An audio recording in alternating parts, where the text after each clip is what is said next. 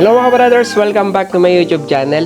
For today's video mga brother, meron tayong binili sa online mga brother, gagamitin natin sa ating motor. So yung motor natin mga brother, napakatagal na, kaya yung kulay ng ating motor medyo nagpe-fade na. So ngayon meron akong nakita sa online mga brother, isang application na ginagamit, ipinapahid dito sa motor para bumalik sa dating kulay mga brother. So tatry natin kung gaano ka-effective yung ating biniling product mga brother. Yung ating motor, yung motor natin mga brother ay Mio Sporty. So napakatagal na nito mga brother. Nabili natin to 2009 model pa to. So ngayon, hanggang ngayon nagagamit pa rin natin. Kaya lang naging problem natin dito mga brother sa katagalan na yung ating pinaka kulay ng ating motor ay nagpi-fade. Gaya nito mga brother, ito yung pinakabatok ng ating motor. So ngayon mapapansin nyo mga brother, namumuti na siya. So ngayon, meron tayong application na solution. Yun yung binili natin, yung back to black na kung tawagin mga brother. So itatry natin dito, ipapahid natin na kung gaano kaganda at kung talagang legit na mababalik sa dating kulay yung ating motor mga brother. So i-apply natin dito, dyan, so mga brother. Then itatry din natin dito sa side na to mga brother, tapos dun sa tambutso. So ang kulay nung i-apply natin mga brother ay kulay black. So i-open natin yung binili natin mga brother, box natin mga brother. Check natin kung ano yung inclusion dito sa ating binili. Ito yun mga brother, Boss back to black mga brother. Yan. So pag binili mo to mga brother, buy one take one na siya mga brother. So dalawa na yung kasama sa box. Tapos ang kasama niya, meron na rin siyang basahan. Ito yung basahan niya mga brother. Tapos meron din siyang kasamang dalawang sponge. Yan. So may kasama ng sponge to mga brother. 2 peraso din to. Yan. Ito yung gagamitin natin pang apply dito sa ating motor mga brother. So subukan natin mga brother. Then may kasama na rin siyang gloves. Plastic gloves mga brother, para hindi kumapit sa ating kamay. Ito yun mga brother, ito yung packaging ng ating biniling back to black. So meron na rin siyang instruction dito sa pinaka-packaging niya. So kailangan bago natin gamitin mga brother, bago natin i-apply, kailangan natin i-shake muna para mahalo yung kanyang laman. So yung may mga latak-latak siya, so maano natin ma-shake. Then sure natin mga brother, once i-apply natin, dapat malinis yung ating paglalagyan. So dapat linisin natin para wala yung mga gabok. Yan, para mas mabilis kumapit mga brother.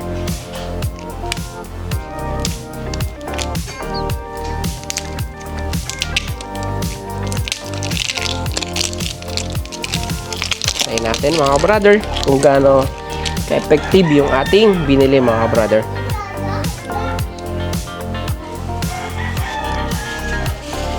Gloves muna tayo para hindi kumapit sa ating kamay. Dito natin itatry sa part na to. Yan, so small amount lang ilalagay natin. Yan.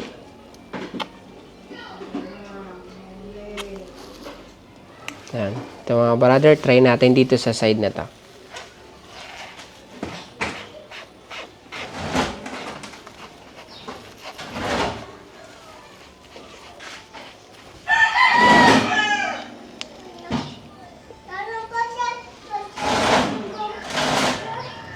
Yung dating kulay niya, faded na siya. Tapos try natin i-apply mga brother. Yan.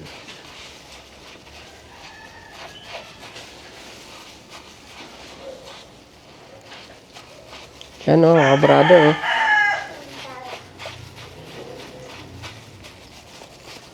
Mga brother, mumukhang bago.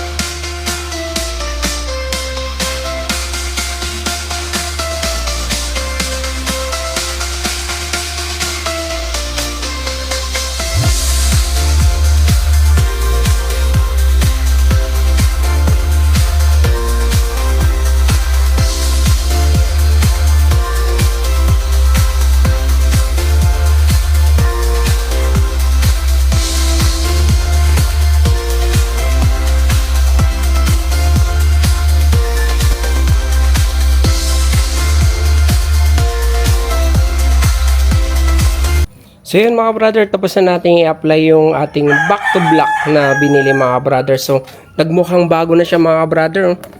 Oh. Black na yung kanyang harapan. Tapos ito mga brother. Oh. Yun. Nagmukhang bago na siya, napakaganda. Pati upuan mga brother, nilagyan na rin natin. Oh.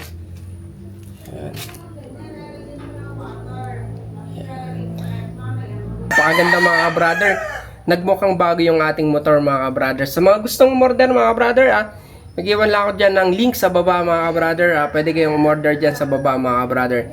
Click nyo lang yung link ng back to black mga brother.